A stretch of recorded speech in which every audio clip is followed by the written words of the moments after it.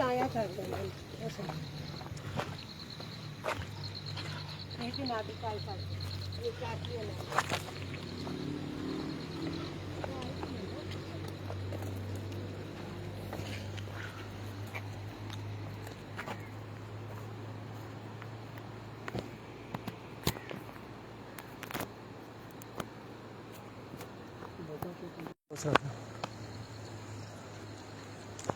मेरे तो पहले ला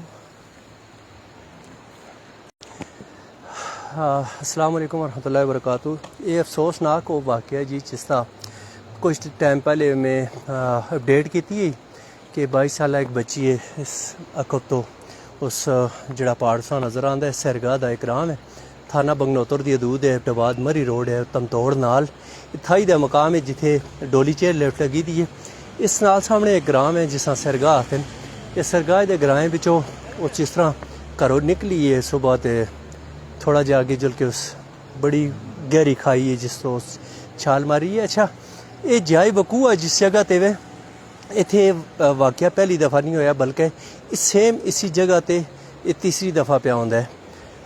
दो खातून समेत समझो एक बुजुर्ग भी इथों इसी जगह तो खाई बचान के लगे और उन्हों की मौत भी इसी वजह तो वाक़ हुई है। अज इसका जनाजा तुसा देखा है और मैं समझना कि थोड़ी देर पहले भी मैं ये मैसेज दिता है ਕਿ ਜਿਹੜੇ ਲੋਕ ਸੋਸ਼ਲ ਮੀਡੀਆ ਤੇ ਗੱਲਾਂ ਥੋੜਾ ਜਿਹਾ ਅੱਗੇ ਪਿੱਛੇ ਫੇਰ ਛੋੜਦੇ ਨੇ ਆਪਣੇ ਚੰਦ ਮਤਲਬ ਉਹਨਾਂ ਵਿਊਜ਼ ਵਾਸਤੇ, ਜਿਨ੍ਹਾਂ ਤੋਂ ਨਾ ਕੋਈ ਜੰਨਤ ਦਾ ਸੌਦਾ ਹੋਣਾ ਹੈ ਨਾ ਕੋਈ ਜਨਮ ਦਾ ਸੌਦਾ ਹੋਣਾ ਹੈ। ਔਰ ਇਹ ਇਸ ਵੇਲੇ ਜਨਾਜ਼ਾ ਸਾਹਮਣੇ ਹੋਇਆ ਤੇ ਔਰ ਉਸ ਦੀ ਰਿਪੋਰਟਿੰਗ ਜਿਹੜੀ ਹੈ ਜਾਂ ਉਸ ਦਾ ਜਿਹੜਾ ਪੈਗਾਮ ਹੈ, ਜਿਹੜਾ ਹਕੀਕਤ ਹੈ, ਉਸਾਂ ਛੋੜ ਕੇ ਤੁਸੀਂ ਅਗਰ ਅੱਗੇ ਪਿੱਛੇ ਕਰ ਛੋੜਦੇ ਹੋ, ਇਹ ਬੜਾ ਨੁਕਸਾਨ ਹੁੰਦਾ ਹੈ। ਓਵਰਆਲ ਹੋਇਆ ਇਸ ਤਰ੍ਹਾਂ ਕਿ ਇਸ ਖਾਨਦਾਨ ਦੇ ਜਿਹੜੇ ਲੋਕ ਹਨ ਉਹਨਾਂ ਨਾਲ ਵੀ ਅਸਾਂ ਗੱਲ ਕਰਨੇ ਦੀ ਕੋਸ਼ਿਸ਼ ਕੀਤੀ, ਉਹਨਾਂ ਨਾਲ ਗੱਲ ਕੀਤੀ ਹੈ। ਉਹਨਾਂ ਦੇ ਮੁਤਾਬਕ ਜਿਹੜਾ ਇਹ ਬੱਚੀ ਜਿਹੜੀ ਹੈ 22 ਸਾਲਾ ਇਹ ਬੱਚੀ ਹੈ, ਉਸ ਦਾ ਜ਼ਹਿਨੀ ਤਵਾਜ਼ਨ ਨਹੀਂ ਠੀਕ ਹੈ, ਜਿਸ ਵਜ੍ਹਾ ਤੋਂ ਇਹ ਕਾਫੀ ਅਰਸੇ ਤੋਂ ਜਿਹੜਾ ਇਹ ਗੋਲੀਆਂ ਸ਼ੋਲੀਆਂ ਤੇ ਵਿਚਾਰੀ ਚਲਦੀ ਹੈ, ਇਲਾਜ ਤੇ ਚਲਦੀ ਹੈ। लेकिन राती तो और इसकी तबीयत कोई ज़्यादा नसाज है और जेड़े इस ते वालिद बैठे दिन लास्ट ते जेड़े बैठे दिन इस ते वालिद हन।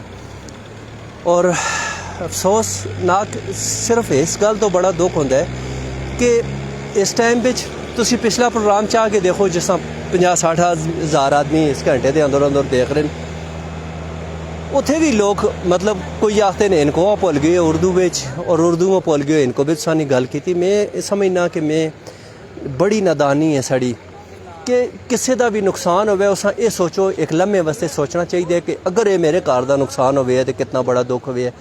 जिस घर बिचों 22 साला बच्ची वो टह जुले उस फिर अस्पताल खड़ना, फिर ग्राएं दे लोग होन बाइज़त लोग होन, ये वो दुनिया तो है नहीं जी टिक टाक से जिस तरह मर्जी भी अपनी बच्चियां नचासी ते कोई मसला नहीं।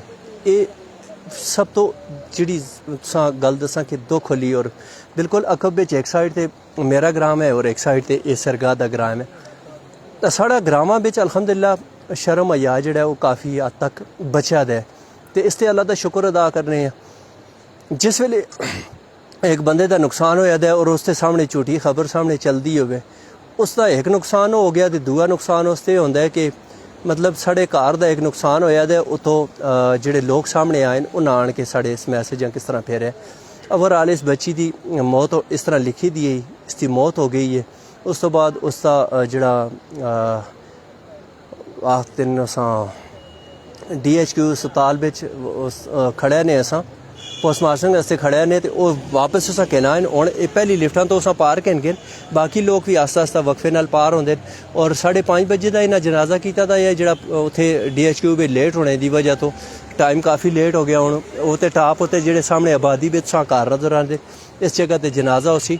मेरा इस मौके ते यही मैसेज है, हर बंदा इस वेले सोशल मीडिया का साफी है, चाहे उस अल्फ बे का पता है या नहीं, लेकिन मैं ये गल आखना खुदा रा इस सोशल मीडिया भी इस्तेमाल करने का तुसां अल्लाह अगे जवाब देना है। खुदा रा तस्दीक करके ना करो कि हालांकि व्यूअरशिप की चक्कर बिच असां ज़्यादा लालच होनी चाहिए क्योंकि असी मीडिया वाले हैं, असी फटाफट वीडियो लावां। लेकिन अल्हम्दुलिल्लाह इस टाइम तक कोशिश ये की है कि बगैर तस्दीक तो कोई ये चीज़ शाया ना करा जिस तो किसी का दिल मजरू होवे, क्योंकि रोज़ क़यामत उस वेले अपनी कबर के अंदर असां इस चीज़ का जवाब देना है। अज दी जी बच्ची फौत हुई है, इस सादात की बच्ची शहीदां की बच्ची है। और वो लोग जिहड़े बिल्कुल अपनी पर्दादरी किसी जगह ते नहीं आउण देंदे, हमेशा पर्दे पे रहिंदे न ते जदों आफत आनी होवे तो वो आ जुलदी है। लिहाजा उस ते अफसोस करना चाहिए, गैर दा भी कोई नुकसान होवे उस ते अफसोस करना चाहिए, क्योंकि किसी वेले मौत ये जी चीज़ है मुड़ के अपने ते भी आंदी है। लिहाजा अगर तुसी किसी ते अच्छी सोच रखो अल्लाह तुसां नाल अच्छा वाला मामला करता रहे, बुरा करसो तो बुरे वाला मामला जिंदगी में होंदा रहिंदा है। थोड़ा जिहा ये विजिट तुसां दसने है, अक्सरियत लोकां अज ये न्यूज़ चलाई दी कि ये जिहड़ा वाकया ये लिफ्टां तो टैणे नाल होया, लेकिन लिफ्टां दा इस बिच कोई मामला नहीं। वो जिहड़ी आबादी है सामने इस विच वो बची निकली है और सीधा वो जिहड़ा राह आंदा है इस विच वो आके ते वो जिहड़ी दंदी जिसां असीं आखने उस दंदी दे इस चोटी ते पहुंची है और उस तो उस तले छलांग मारी है। बिल्कुल ये नदी अरनौद है जिहड़ा तुसां नाला नज़र आंदा है, इस नाले नाल वो जिहड़ी जगह अंदर गैप है उस गैप विच आण के लगी है।